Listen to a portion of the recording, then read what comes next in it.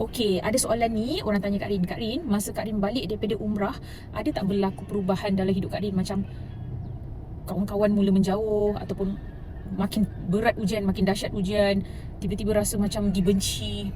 Guys, itu adalah a part of journey kita balik umrah. Sebab kita pergi umrah, sebelum kita pergi umrah tu, kita dalam keadaan jahil. So kita balik daripada umrah tu, kita dalam keadaan kita baru menerima hidayah. Hidayah daripada Allah. Siapa yang akan menjauhkan kita? Siapa yang akan membenci kita? Orang yang tak suka kepada kebaikan. So bila kita balik dari umrah, kita perasan orang ni macam cuba avoid dengan kita, cuba macam tak suka cara kita, tak suka tengok dress up kita, tak suka macam kenapa dia ni balik daripada umrah poyo tu. Let it be. Sebab benda-benda macam ni Allah nak jauhkan kita daripada orang-orang yang macam ni. Kalau kita jadi lebih baik, yang tak suka kita tu adalah orang yang tak suka kebaikan. Orang yang akan mendekat kita tu adalah orang yang suka kebaikan. Bila kita jadi baik, orang jahat tak suka kita. Bila kita jadi makin jahat, orang baik akan menjauhkan kita. Yang paling kita takut, orang baik menjauh daripada kita. So kalau orang tu macam kita tengok pun macam tak betul, kita rasa macam dia dah start menjauh kita, biar je. Itu a part of journey kita nak berubah ke arah kebaikan. Okay, so dekat umrah ni, dia bukanlah macam you guys pergi bercuti. Oh, saya nak pergi bercuti, nak have fun. Tak.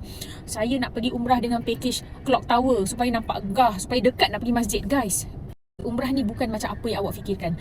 Kalau awak duduk Clock Tower sekalipun, awak duduk Safwa Tower sekalipun, tapi kalau Allah tidak berkehendakkan benda macam tu terjadi, dia tidak akan terjadi. Mungkin awak akan diuji dengan sakit, awak tak dapat solat fardu selalu di Masjidil Haram. Bahkan orang yang duduk hotel jauh tu diberi kesihatan luar biasa, diberi kekuatan luar biasa. Dia boleh sampai di masjid 2 jam awal sebelum waktu.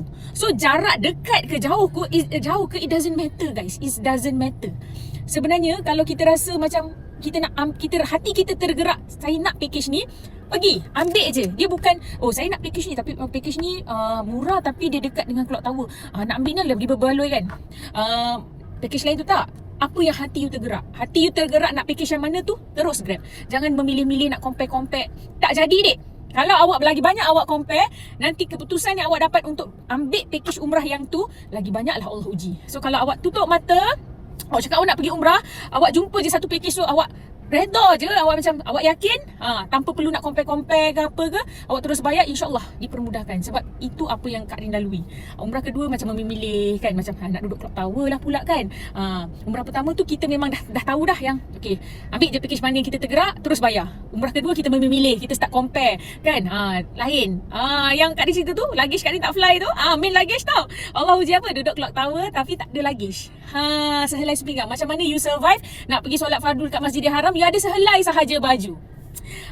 Setiap orang lain ujian dia. Jadi umrah ini adalah hidayah daripada Allah, jemputan daripada Allah. So kena bear yang kita akan diuji dalam pelbagai bentuk ujian, dan ujian yang kita diuji itu adalah kelemahan kita. Apa yang kita lemah, itu yang Allah uji. So siapa-siapa yang berminat untuk mengerjakan umrah bersama Kak Rin, insyaAllah 31 hari bulan Januari 2027 kita akan menunaikan umrah bersama Oya Travel, dan Kak Rin akan lead that trip. Kita nak 40 seat, kita ada 40 seat sahaja. So siapa yang berminat boleh DM Kak Rin, okay? InsyaAllah kita umrah tu kita akan lintas sedikit Ramadan. Maksudnya kita akan first Ramadan kita akan berada di Madinah, insyaAllah menaiki kapal amal, fly ke Jeddah, kita akan ke Taif dulu, kemudian mikat di Masjid Qarnun Manazil dan mengerjakan umrah pertama di Mekah. Seterusnya kita akan berangkat ke Madinah dan pulang daripada Madinah, insyaAllah ya. Siapa yang berminat untuk umrah dengan Kak Rin pada tahun hadapan, ujung bulan 1, boleh DM. Assalamualaikum.